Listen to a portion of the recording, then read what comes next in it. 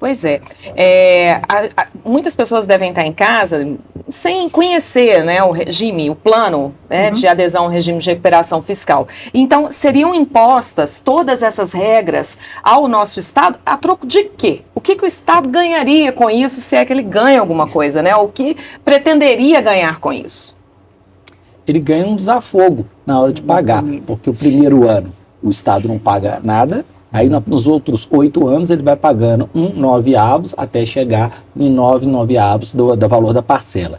É importante falar que nós já estamos no primeiro ano do regime. O Estado hoje já está usufruindo desse benefício. E no ano que vem, em tese, ele volta a pagar já uma parcela dessa dívida. É muito pouco, porque não resolve o problema, como eu falei, e você vai agravar a situação do Estado como um todo, na questão de prestação de serviços. Né, o Estado perde autonomia também, que é um outro ponto. A tríade interventora, né, que é importante porque a gente tem o Conselho de Supervisão, que é criado, e ele é indicado, são 2 nomes, um do Tribunal de Contas da União, outro do Ministério da Fazenda, e um nome indicado de Minas, que nem a gente garante lá, que pode ser até um empresário, alguma coisa assim. Mas 2/3 tem parte. 2/3 vão ter. E o que a gente tem de experiências para poder ver como que isso ocorre, são dos estados que já aderiram. Rio de Janeiro, por exemplo, como é que foi? A gente tem 3 estados que aderiram, mas o Goiás e o Rio Grande do Sul são muito recentes, né? Eles ainda estão no início. O Rio de Janeiro ele já vem na segunda adesão.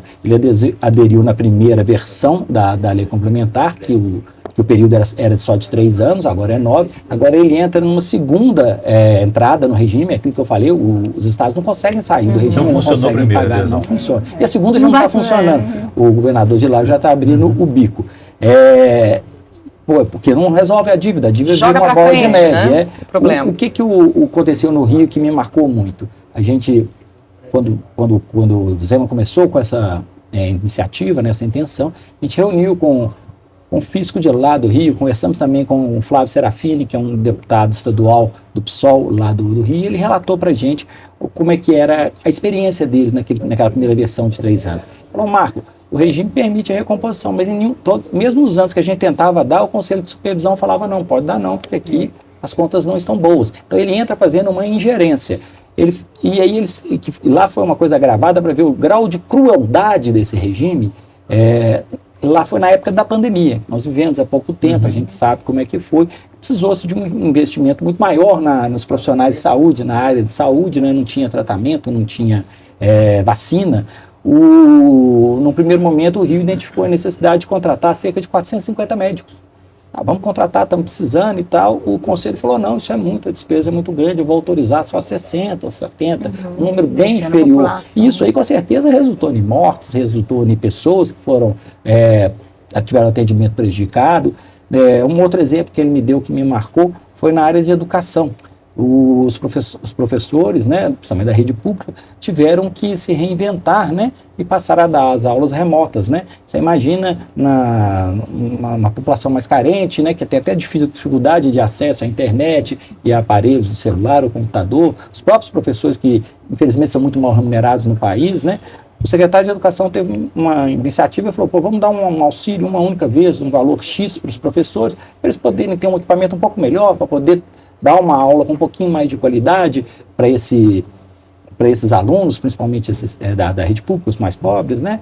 O Conselho de Supervisão falou, não, isso não está previsto, isso eu não aceito. Então, é uma visão de tecnicista, de números, sim, e que o próprio governante fica podado na sua autonomia. Isso vai se refletir também nos poderes.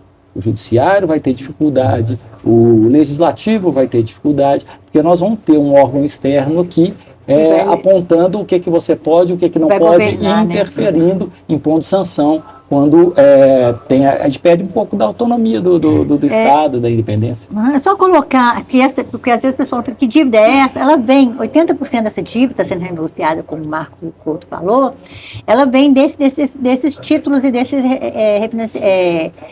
refinanciamento, né, das dívidas dos bancos. Isso foi de um jeito montante, afetou tanto a situação financeira de Minas, que Minas pagou durante esse período 13% da receita líquida real, mas chegou a pagar 8 bilhões ao ano. E esse dinheiro não conseguiu amortizar muito pouco da dívida, então essa bola de neve. Então nós pegamos 14 e poucos bis, já pagamos 45 e ainda devemos 160. Mas, professora,